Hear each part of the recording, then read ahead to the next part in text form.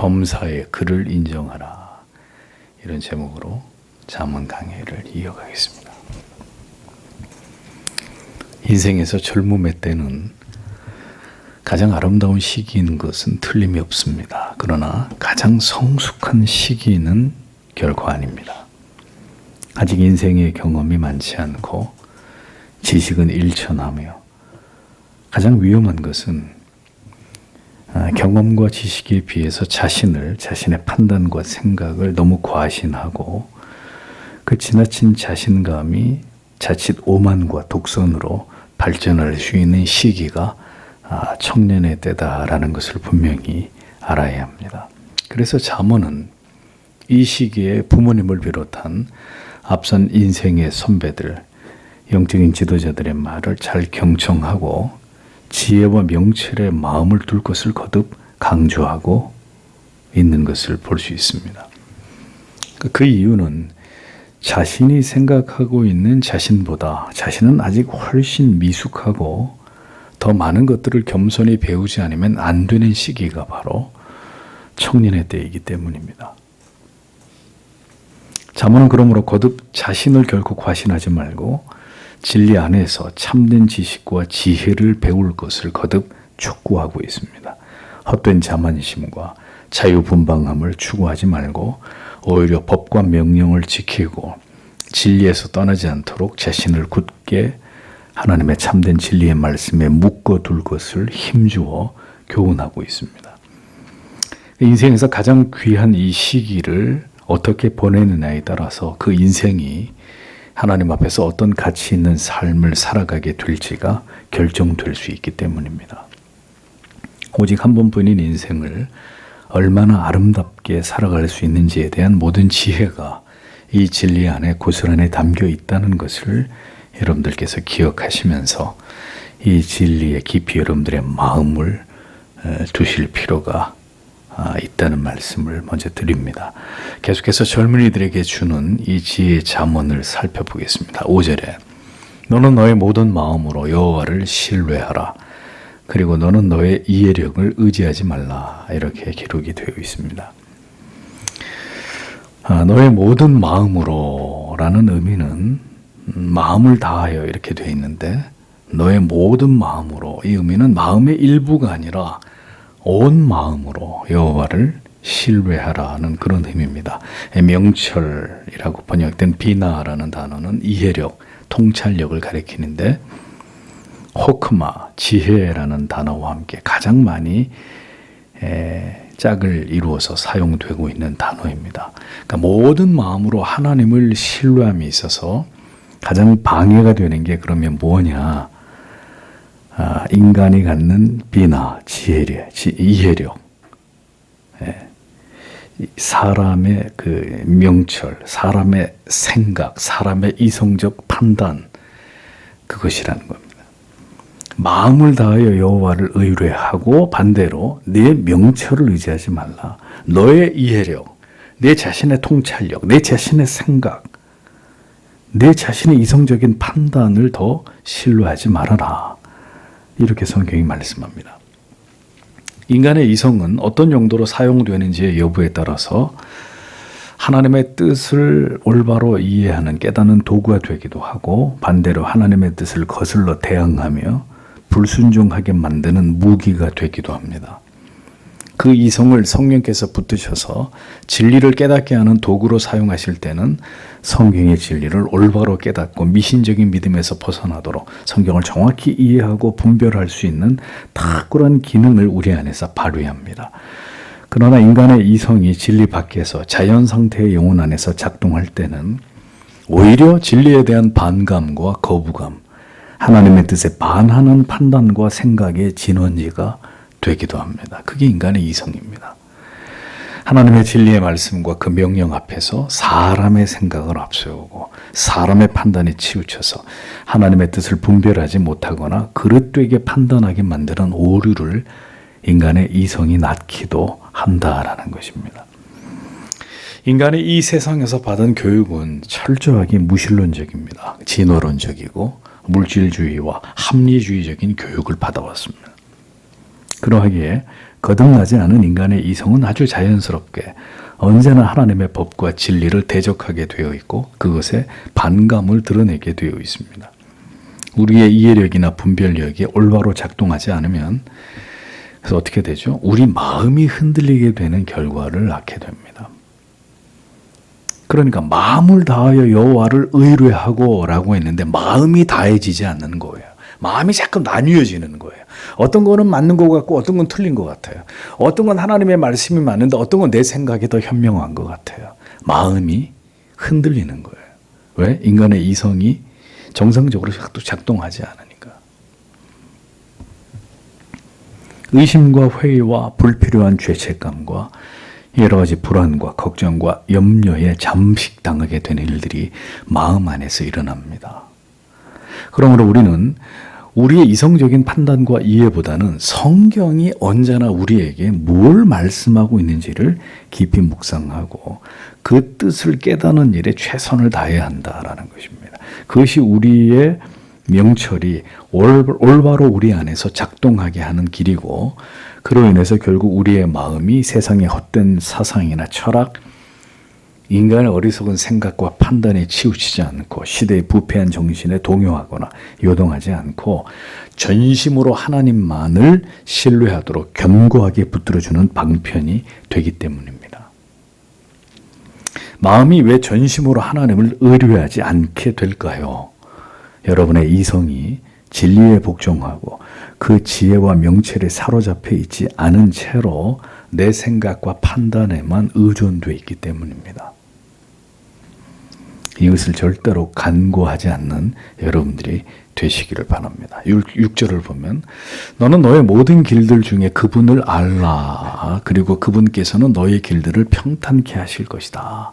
이렇게 기록이 되어 있습니다. 한글 성경에는 너는 범사의 그를 인정하라. 다소 그 의미가 원문과는 약간 차이가 있는데 원문에는 너의 모든 길들 중에 그분을 알라 이렇게 되어 있어요.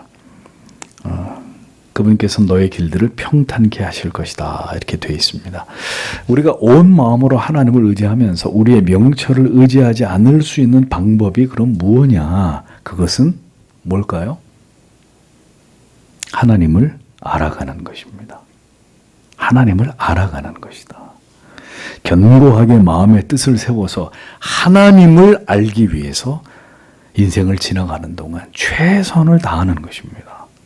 어릴 때는 어려서부터, 청소년 때는 청소년 때, 청년 때는 청년 때, 장년 때는 장년 때, 노년에는 노년에 하나님을 알아가는 것에 평생의 인생의 초점을 맞추고 그 중요성을 인식하고 거기에 뜻을 세워서 최선을 다하는 것입니다. 범사라는 말은 우리의 삶의 모든 측면을 가리킵니다. 인생의 전반의 모든 문제들, 우리가 살아가게 되는 삶에서 직면하게 되는 모든 상황들을 다 가리킵니다. 그 가운데서 어떻게 하라고요? 그를 인정하라. 다시 말하면 그를 하나님을 알아라. 이런 말입니다. 인생을 지나가는 모든 상황에서 우리가 겪게 되는 전반의 문제 가운데 하나님을 아는 게 그 모든 것을 풀어가는 데 있어서 가장 중요한 키다라는 얘기입니다. 하나님에 대한 이론적, 피상적, 관념적 지식이 아니라 하나님을 깊이, 여기서 알라라는 말이 야다, 그 유명한 야다라는 말이에요. 깊이 아는 거예요. 속속들이 다 아는 거예요. 그러니까 그냥 피상적이고 관념적인 지식이 아니라 하나님을 깊이 경험하고 하나님 안에서 발견하고 실질적으로 하나님이 어떤 분인지를 체험적으로 깨닫게 되는 그 지식을 가리키는 것입니다. 그러므로 교회 안에는 딱 두 종류의 신자가 있습니다. 한 사람은 하나님을 피상적으로 아는 신자와 한 사람은 하나님을 경험하고 있는 신자. 전에도 말씀드렸죠.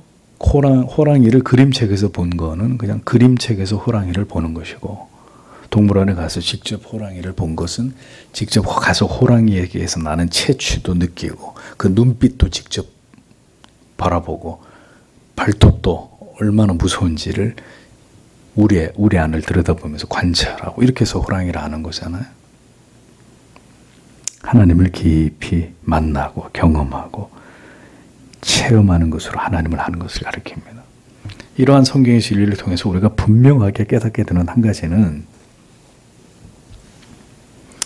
우리는 성경을 통해서 분명히 하나님을 전인적으로 경험할 수 있다는 사실입니다. 그리고 하나님은 그것을 우리에게 간절히 원하신다는 겁니다. 너희가 아무리 애를 써봐라 내가 너희를 만나주나. 하나님은 그런 분이 아니라 오늘도 전심으로 그 하나님을 구하는 자, 하나님을 찾는 자에게 하나님은 자기를 보이시는 분이시다라는 거죠. 하나님과 친밀함을 얻을 수 있고 이것은 하나님을 아는 깊은 지식과 깨달음을 통해서 이루어진다는 것을 성경은 우리에게 분명히 말씀합니다. 뭘 듣고 보는 게 아니에요. 뭘 듣고 보고 감각적으로 뭐를 하나님이 만져주고 뭐 이런 신비적인 게 아니라 진리의 깊은 깨달음을 통해서 우리가 전인적으로 하나님이 어떤 분인지를 깨닫고 체험하고 발견하게 된다는 것입니다. 우리의 길을 지도하고 인도하고 위로하시고 용기를 주시고 때로는 깊은 찔림을 주시고 우리를 돌이키게 만드는 이런 하나님이십니다. 시편 25편 5절은 주의 진리로 나를 지도하시고 교훈하소서. 주는 내 구원의 하나님이시니 내가 종일 주를 바라나이다 라고 기록하고 있습니다. 나를 지도하고 교훈해 주십시오. 그러니까 인생이 많이 흔들릴수록 뭐가 도대체 진리인지 알지 못할수록 다른 것에 마음을 두거나 흔들리거나 유동하면 안 되고 하나님의 말씀을 붙들어야 돼. 이 속으로 들어가는 길 외에는 다른 길이 없어요. 하나님께서는 성경에 기록된 진리의 말씀으로 우리의 인생 길을 지도하고 그리고 우리를 때마다 교훈하시는 아버지이십니다.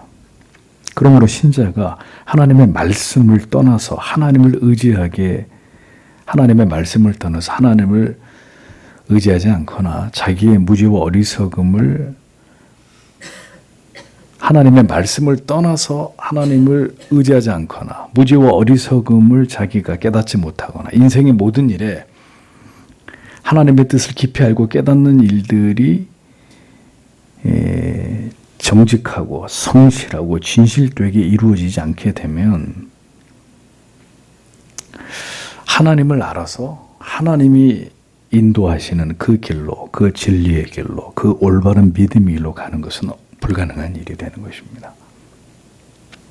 평생을 예수를 믿어도 진리를 통해서 이같이 하나님을 경험적으로 만나지 않은 사람은 그런 사람의 신앙은 당연히 피상적이고 관념적일 수밖에 없고 그 결과는 범사에 하나님을 의지하기보다는 범사에 내 생각, 내 판단, 내가 하고 싶은 대로 자기의 그것을 쫓아 살아가게 되는 이 어리석음으로부터 절대로 벗어날 수 없게 된다는 겁니다.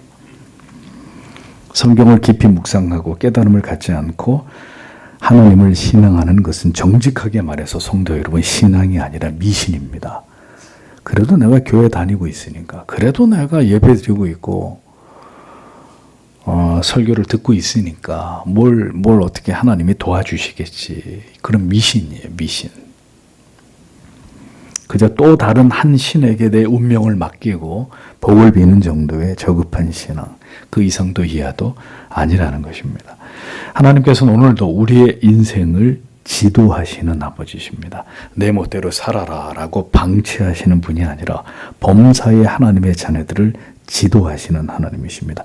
지도하다 야샤르라는 말인데 곧다, 평탄하다, 형통하다라는 의미로 곁길로 빠지지 않도록 올바르고 정직하고 올곧게 또 반대로 형통하고 성공하는 삶으로 이걸 의미하는 거예요.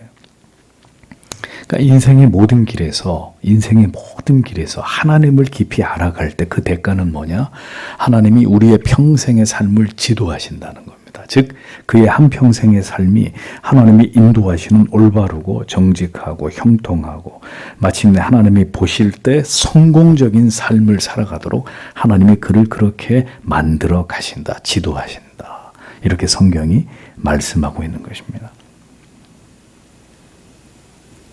범사의 그를 인정한다는 의미는 그래서 하나님을 성경을 통해서 구경만 하는 게 아니에요.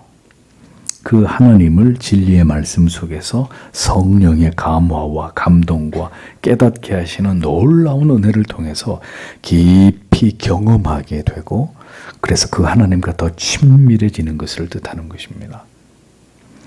오늘날 교회 다니는 분들이 신앙에 이러한 것들이 목표가 되고 있는지 궁금합니다. 정말 이런 목적을 가지고 내가 예수를 믿고 있는 것인가? 인생의 모든 순간마다 삶을 살아가는 모든 상황 속에서 진리 안에서 그 해답을 찾아가고자 하는 진지한 노력을 통해서 결국 인격적으로 하나님을 깊이 경험하는 것. 그것이 바로 우리의 인생의 모든 길이 하나님의 지도와 인도하심을 통해서 우리가 존재하는 그 궁극의 목적에 도달하는 길이다라는 것을 성경은 분명하게 우리에게 가르쳐주고 있는 것입니다. 자, 이래도 하나님의 말씀을 가까이 하지 않는다. 오늘날 절대 다수의 그리스도인들이 성경을 절대로 읽지 않는 이런 삶을 살아간다. 그 끝이 뭔지 어렵지 않게 여러분 짐작이 되지 않으십니까? 그 하나님이 그러한 삶을 멈춰 세워서 정말 하나님의 말씀을 전심으로 사랑할 수밖에 없는 극단의 상황으로 하나님이 몰아가신다면 그가 이 말씀에 해당되는 사람으로 돌이킬 것이고 그런 일이 그의 인생 가운데 일어나지 않는다. 그래서 성경을 펼쳐서 그 성경 속에 하나님을 만나면서 살아가는 삶이 아니라 수박 겉핥기식으로 평생을 성경을 덮어놓고 하나님 말씀 묵상하지 않고 살았다. 그럼 뭐 그 결과는 얘기 하나 많아요. 특별히 마지막 때에 그런 성도가 이 세상에서 살아간다면 그는 100% 배도할 가능성이 있습니다. 100%.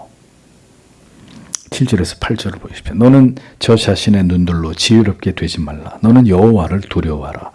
그리고 너는 악으로부터 떠나라. 그것이 너의 배꼽의 치료와 너의 뼈들의 음료가 될 것이다. 이렇게 직역이 됩니다.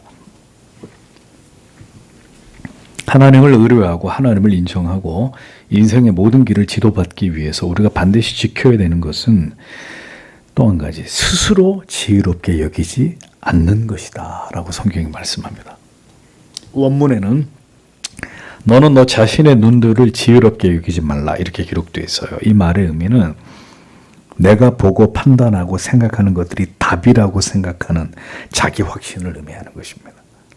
오늘날 뭐 거의 우리 100%가 이런 함정에 자주 빠지잖아요. 내 생각, 내 판단, 지금 내 감정, 내 느낌이 옳다고 여기는 이 오만과 자만이야말로 하나님의 뜻을 벗어나게 되고 결국 어리석은 죄악에 빠지게 되는 지름길이 된다라고 말씀합니다.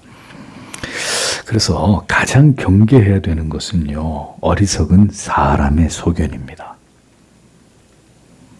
즉 사람의 생각과 마음, 내가 보는 것, 내가 느끼는 것, 이것이 때로는 가장 위험한 것이 될 수 있다라는 거예요. 언제나 우리의 생각은 부패했고 지혜롭지 않고 언제나 이기적이고 하나님의 뜻에서 벗어나기 십상이다라는 것을 우리는 잊어서는 안 됩니다. 여호와를 경외하는 것은 하나님께 묻는 것입니다. 나의 판단이 아니라 하나님의 뜻을 청종하는 것입니다. 그래서 언제나 신중하고 진중하게 절대로 서두르지 않습니다.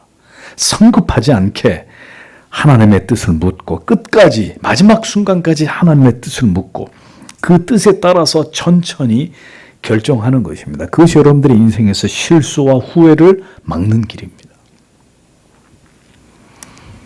그리고 악으로부터 떠나야 합니다. 하나님을 경외하는 것은 악으로부터 떠나는 것을 의미하죠. 악한 방법, 하나님이 허락하지 않는 모든 방법을 버리는 것입니다. 여러분들의 선택지 중에 하나를 이렇게 끼워 넣는다고요, 항상. 분명히 아니라는 거 아는데도 그렇게 해도 되겠지 하고 이렇게 집어넣는 게 있어요. 우리의 선택지 중에 이거 분명히 이건 악한 건데 이건 내 생각인데 하나님이 말씀하고 있지 않은 건데 이렇게 은근슬쩍 갖다 끼워 넣는다고요.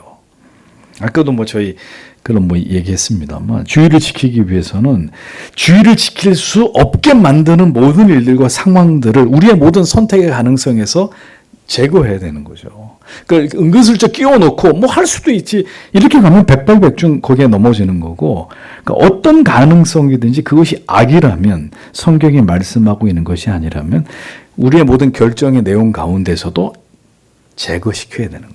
올려다 놓고 할지 말지를 고민하면 이미 거기서부터 지는 것이고, 그런데 우리의 사고의 문제는 생각하지 말아야 하고 당연히 제외되어야 하는 조건을 그 선택지 위에다가 항상 올려놓는단 말입니다. 그리고 그것을 합리화하고 정당화하려고 합니다. 악을 끌어들이고 그것을 배제하지 않으려고 합니다. 왜? 자기 욕심을 이루기 위해서. 하나님을 두려워하는 사람은 그래서 자기의 생각을 판단을 쫓지 않습니다. 이건 잘못된 거다. 이건 썩은 것이다. 부패한 것이다. 하나님을 대적하는 것이다.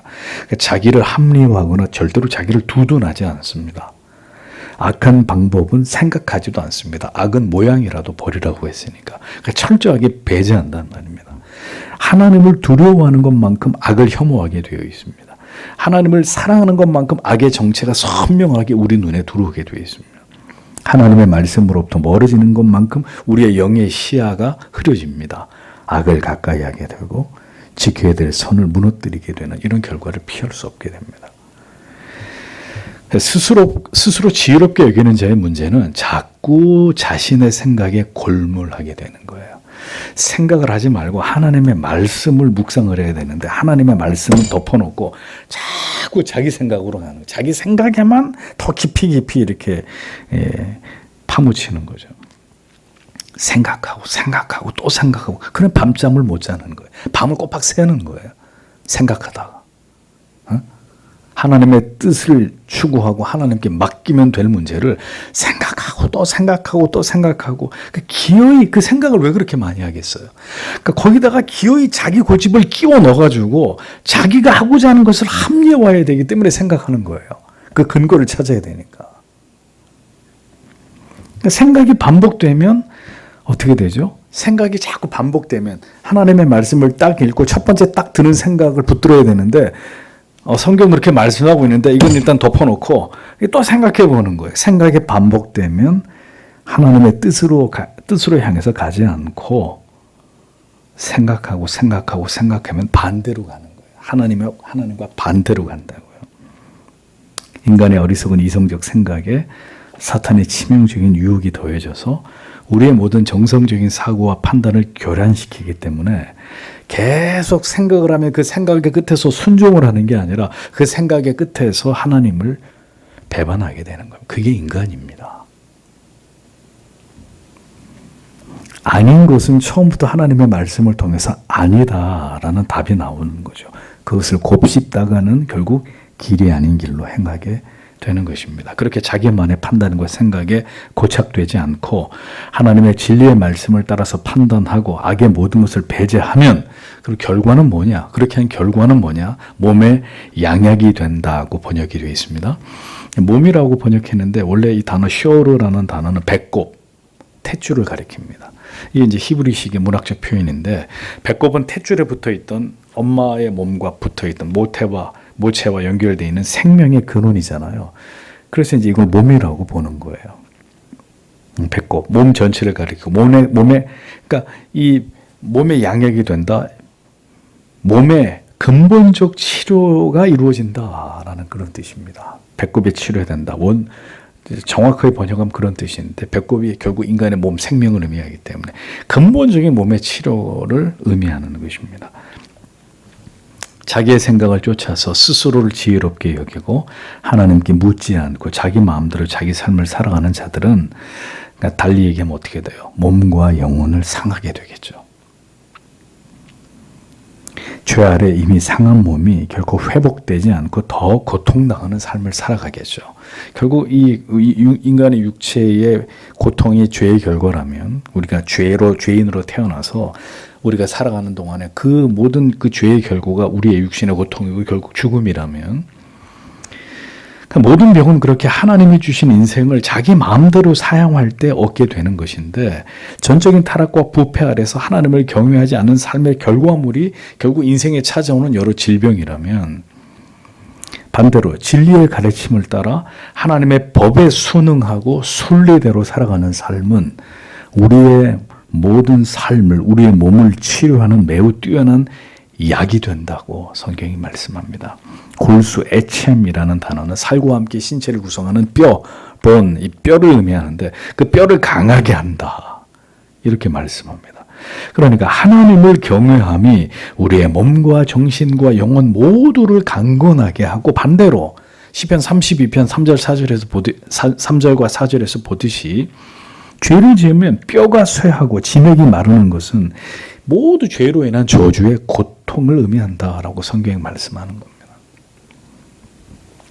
여호와를 경외하면 육체뿐만 아니라 영혼까지도 건강하고 풍요롭게 되고 하나님의 치유하심을 경험하게 된다. 이게 성경이 우리에게 분명히 말씀하고 있는 바입니다.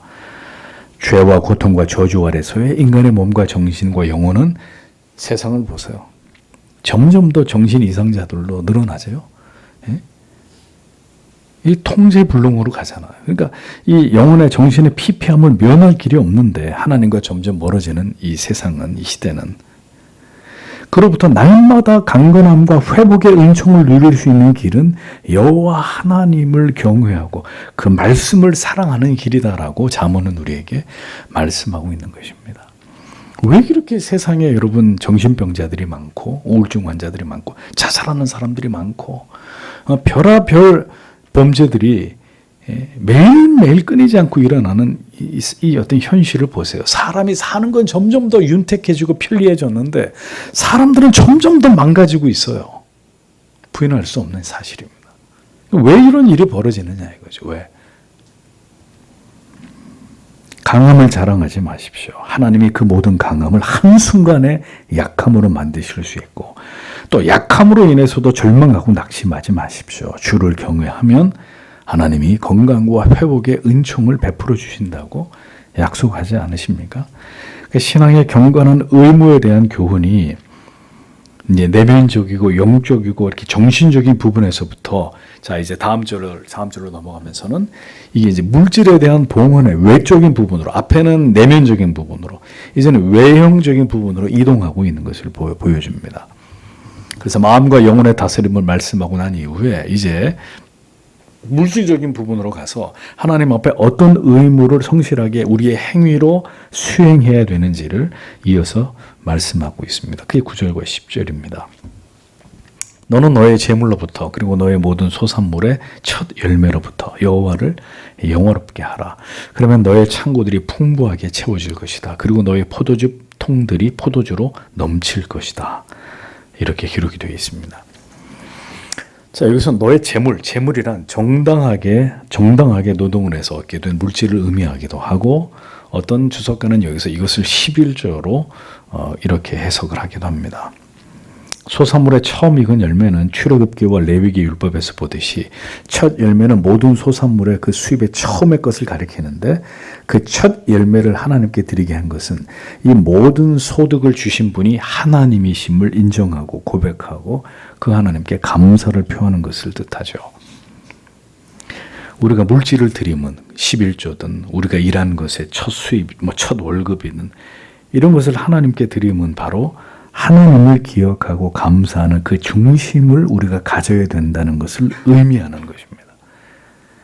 우리에게 필요한 물질과 음식과 의복과 집을 주시는 분이 하나님이시라는 것을 기억하고 감사하면서 이 모든 소유권이 하나님께 있음을 인정하는 신앙의 고백이란 말이죠. 이 행위들이 물질에 대한 우리가 신앙 안에서 하나님께 드리는 이런 어떤 의무들이 자 보십시오. 물질이 우상이 된 이 시대에 정말 어렵게 취직을 해서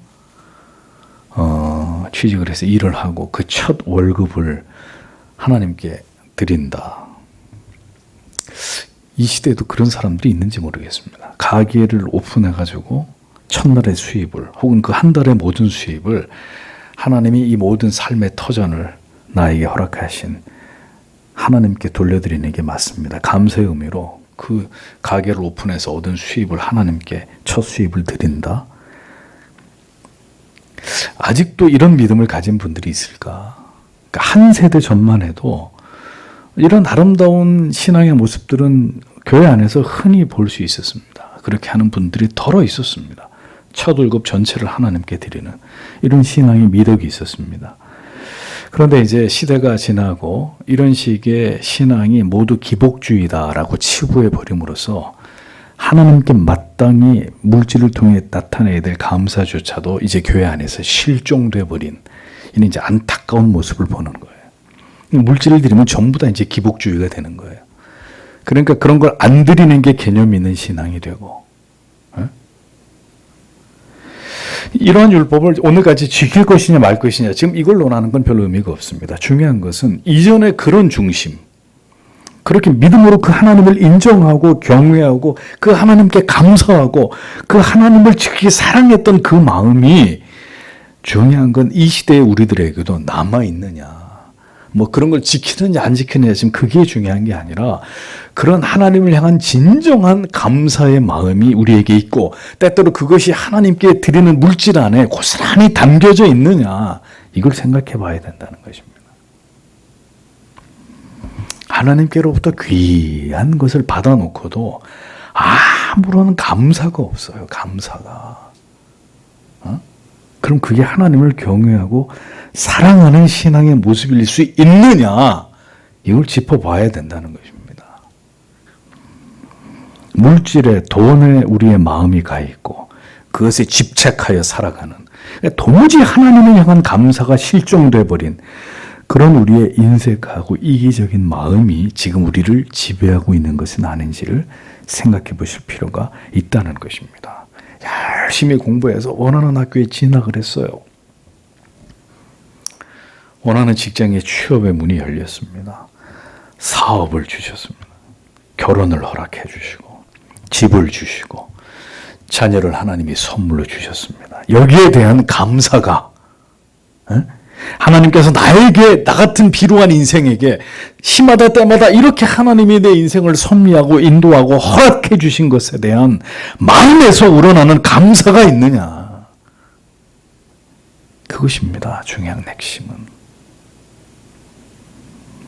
내가 받은 것을 누릴 줄만 알았지. 그것을 기뻐하고 즐거워할 줄만 알았지. 그 모든 것을 주신 하나님을 향한 감사가 없는 사람은 하나님 경외하는 사람 아니에요. 하나님 사랑하는 사람 아니라고요. 중요한 사실은 성경은 그러한 중심을 하나님께 드릴 때 진정으로 하나님을 향한 물질을 통한 감사와 고백과 그 하나님에 대한 인정으로 하나님을 공경할 때 반드시 하나님께서 그런 믿음을 가진 자들에게 약속을 주셨다는 사실입니다. 무슨 약속? 내 창고가 가득히 차고 내 집틀에 새 포도즙이 넘치리라 라고 하나님이 말씀하셨다는 것입니다. 창고를 채우고 포도즙이 넘치게 하시는 것은 누구의 몫입니까? 하나님의 몫입니다.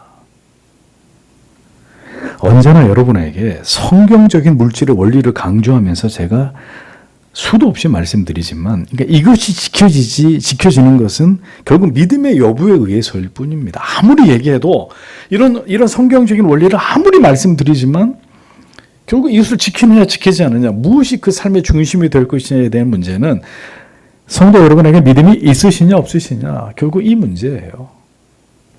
우리가 하나님을 경외하고 그 법을 따라 순종하며 살아갈 때 이 땅에서 우리에게 필요한 모든 것들을 번영과 윤택함을 주시는 분은 하나님이십니다.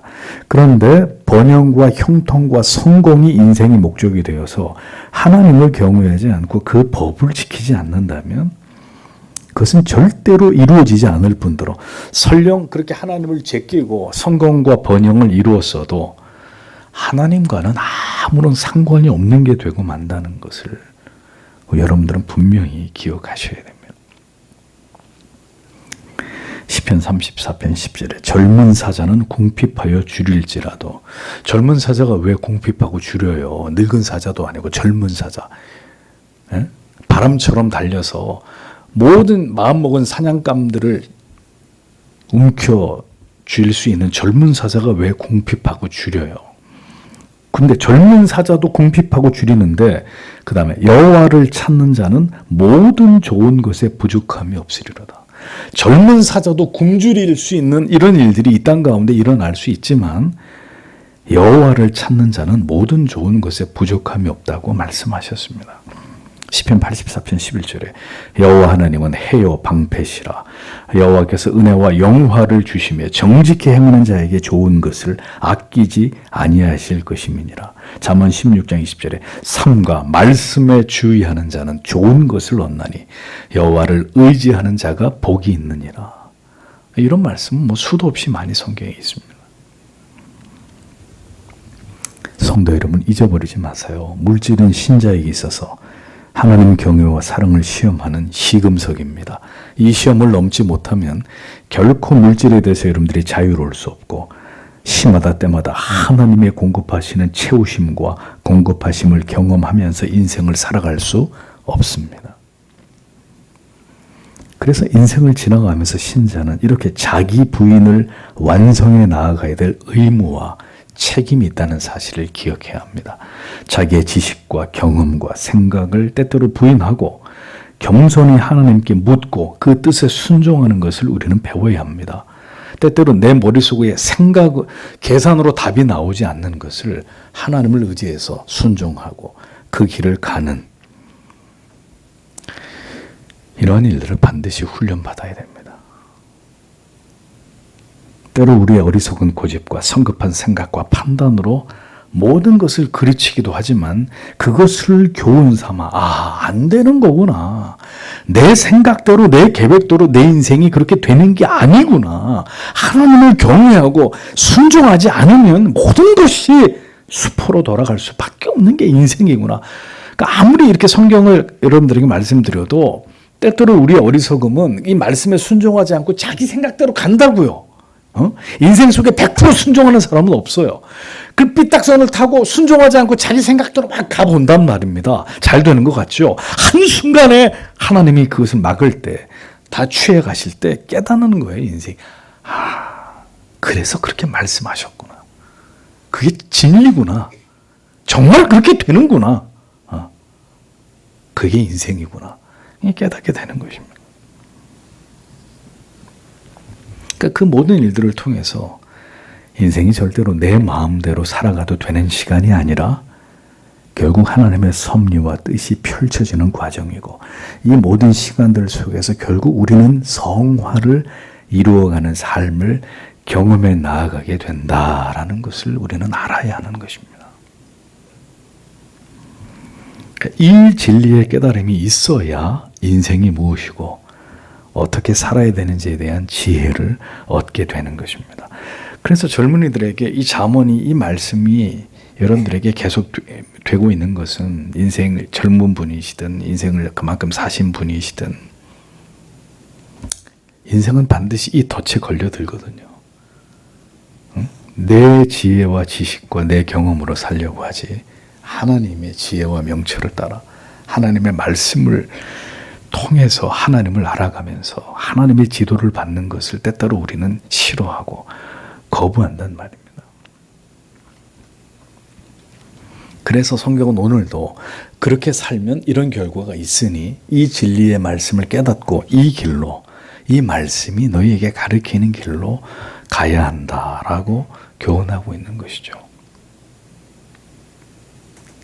그래야 우리가 이러한 진리를 하나하나 깨달아 가야 이 세상에서 진정으로 잘 산다는 의미가 무엇인지를 정립하게 되는 것입니다. 뭐가 우선순위고 지금 어떻게 사는 것이 어떻게 결단 내리고 결정하고 어떻게 그것을 실행하는 것이 정말 중요하고 하나님이 기뻐하시는 것이고 인생을 받은 길로 행하는 것인지를 오늘도 우리가 이러한 진리의 말씀을 깨닫는 것으로 그것을 마음에 새기는 것으로 하나님은 우리의 삶이 하나님의 백성들의 삶이 이 땅에서 복되기를 원하신다라는 것을 오늘도 우리는 이 진리를 통해 배우는 것입니다. 이러한 하나님의 말씀이 여러분들의 가슴 속에 부디 깊이 새겨져서 여러분들의 인생을 삶의 길을 인도하는 등불이 되기를 간절히 바랍니다. 또 주신 말씀을 생각하면서 하나님 앞에 간절히 기도하고 돌아가겠습니다.